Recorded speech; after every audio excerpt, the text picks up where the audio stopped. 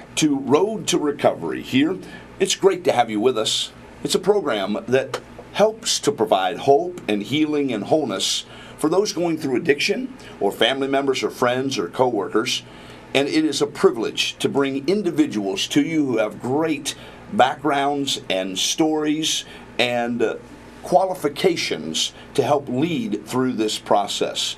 We hope at the end of the program that you will agree with us that the Recovery Center here in Fairfield County at 687-4500 will provide that hope and health and healing and wholeness for you, your family member, or all of us here in Fairfield County who find ourselves struggling with primarily addiction issues. I'm Steve Rao. Great to have you with us on Road to Recovery. Our co-host for this program is the Executive Director of the Recovery Center of Fairfield County, Traci. Welcome back to Road to Recovery. Thank you, Steve. Good to be here. Thanks for coming back with us and providing leadership. We appreciate your leadership here in the community. Well, thank you. Happy to be here. It is an important work that you're doing, and I know you and I have talked a little bit about it. You can't do it by yourself. You really need a team of folks, don't you? Yeah, this is a multi-layered problem that we're dealing with, and we're so fortunate that in our community we have multi-layers of people helping. So I think during the course of the show you're going to hear different people talking about their part of it and what they're doing. So today, it is important. Yes. Your right-hand man, who was actually a lady at the Recovery Center, is Traci Mason. Traci is the Chief Operations Officer for the Recovery Center of Fairfield County. Thanks for joining us today. Thank you for having me. You have a very challenging responsibility because at the end of the day, to run an operation that is driven to help others can create some unique challenges that may be outside the realm of a business, traditional business, if you will. Have you experienced some of those challenges? Yeah, we experience some challenges almost every day, but I'm very fortunate to work with a fantastic management team, and we all work together to help us get through those challenges, to figure out what the solutions are to the problems, to better the services that we provide to our clients and consumers. Very good. Now, where are you from originally? I'm originally from Upper Sandusky, Ohio. Okay. In Wyandotte County. Yeah, Cedar Point area. No. You don't go to Cedar Point? Well, yeah, but that's not where we live. Can you clear something up for me? Because Upper Sandusky is actually south of Sandusky. Yes, it is. Yeah, so it would seem to me to be Lower Sandusky, but I don't understand. It's on the upper part of the Sandusky River. Oh, there you go. So the river runs that direction. All the That's things what we I've been didn't know told. we were going to learn today. Yeah, thank you for sharing that, because I've been confused about that. I actually didn't sleep a wink last night. You're not the only one. Thinking through that process a little bit. Very good. And why did you get involved in things like recovery? Well, I initially started when I took a position with the board that certified and licensed chemical dependency counselors and prevention professionals, and have stayed in this area ever since then. So it's been over 20 years that I've been working in nonprofits and working in the area of alcohol and drug abuse prevention, addiction. Where did you go to college? Well, I got my undergraduate from Taylor University in Upland, Indiana, middle of the cornfields. Upland, Indiana? Upland. Okay. Mm-hmm. Is that higher than the lowland, Indiana? There's not a lowland. No, there's not a lowland. Okay. Because with Upper Sandusky, I was just kind of confused. Geography today. Yeah, I was just confused about the titles of This is a very small Christian university in Indiana, and then I got my master's degree from Capital. Very good. Is that kind of what brought you to Central Ohio? Going to Capital University? No, I had kids before I went to Capital. I see. My husband's job was transferred to Columbus from Indianapolis. Very good. And that's how we ended up in Central Ohio. Very good. How many children do you have? I have 4 children. 4 children. Very good. Do you remember their ages? Yeah, they're 20, 16, 13, and 6. Very good. And do you remember their genders? 1 boy, 3 girls. Okay, very good. It's a good day. Yeah, we're having a good day. You may not have had a struggle with addiction yourself or in your family, but obviously in your line of work have had to deal with a lot of folks who are struggling and family members and friends who are struggling. What has been your experience in kind of worrying more about the operations of the process and yet having to care about the person as well? I think it's something you need to balance, and you need to be able to do both. I do work with individuals that may call in, or family. I mean, I think there's very few of us that probably have not faced this issue in our lives. Correct. And so I feel like with what I've learned and the experience that I've had, that I can help those family members and those friends, but at the same time be able to do the job that I need to do to keep the organization running, to help Tricia with what needs to be done in order for us to continue our services, because that's the most important thing. The most important thing is our services and the clients and consumers that we serve. Very good. What does the Chief Operations Officer of the Recovery Center in Fairfield County actually do? This could take a while. That's because good. there's a Okay, you ready? lot. No. How long is the show again? I do a lot of the grant writing and grant administration, grant reporting, through United Way, through the State Department. We get some money through the city. So I manage all of those grants, write the grants, do the reports, or coordinate the reports. I may not write them all, but coordinate, make sure they're all submitted on time.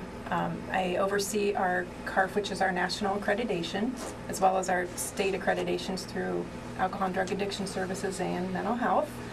And one of the big parts of my job is to supervise and coordinate our prevention services for the agency.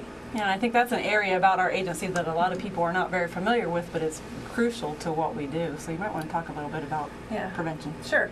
I came to the the Recovery Center after having been the director of a prevention-only agency in Columbus. Okay. So I was there for 7 years, where all we did was prevention. And we worked in Columbus public schools, so that was very challenging work that we did. Sure. So here we provide in-school services to almost every county school, including, we go to Pickerington, Bloom Carroll, Bern Union, Liberty Union, Lancaster City. So we provide in-school services focusing primarily on middle school and high school students. While we know that the younger we can reach them, the better, funding has prohibited us from doing that, so we had to determine what is our most crucial population. So a lot of focus on middle and junior high schools. I'm probably the oldest guy in the room here. So my grandmother said this to me. Maybe you guys are too young to remember this, but an ounce of prevention is worth a pound of cure. Absolutely. And there is some real value, isn't there, Tricia, in focusing finances, but efforts in that prevention area. Yeah, I believe it's $1 spent on prevention equates to $7 saved in treatment later. So wow, it's a big savings. Just so purely economic standpoint, it would make sense, wouldn't it? Sure. Yes, we do know it Yeah. works. And one of the things that we've been reading about and hearing about is, Traci, you made reference to that, and it seems to be maybe lower and lower incidences, younger and younger is what I mean, incidences of getting involved in alcohol or drug use and abuse.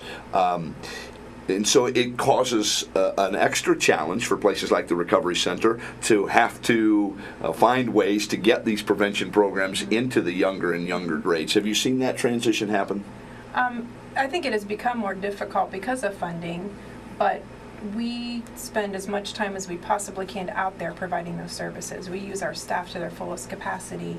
So, because if we can keep them from using, or they delay their onset of use, it's going to help down the road. We'll get less people that need to come into treatment. So it's critical that we spend as much time as we possibly can in providing those services. And not only do we do that through the schools, but also in the things that we're involved with in the community.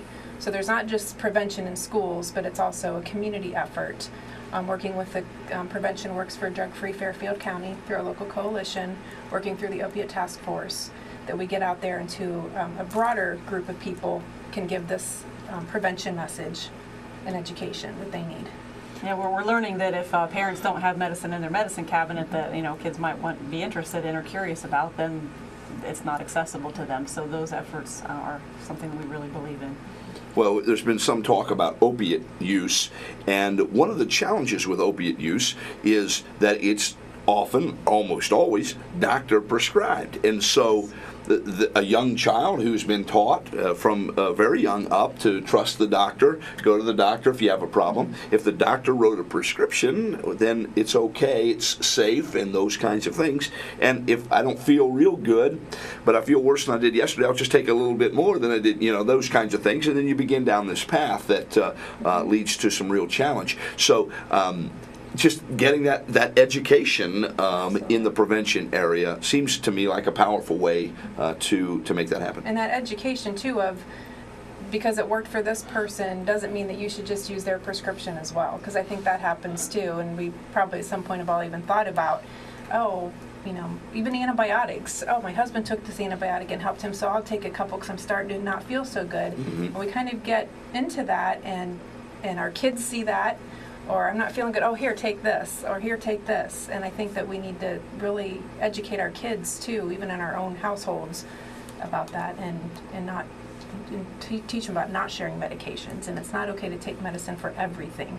Right. Well, I wanted to ask you about that, Tricia, and that is, it's my understanding that the United States is only one of 2 countries that actually allows drug ads to be on television, and maybe some other places as well.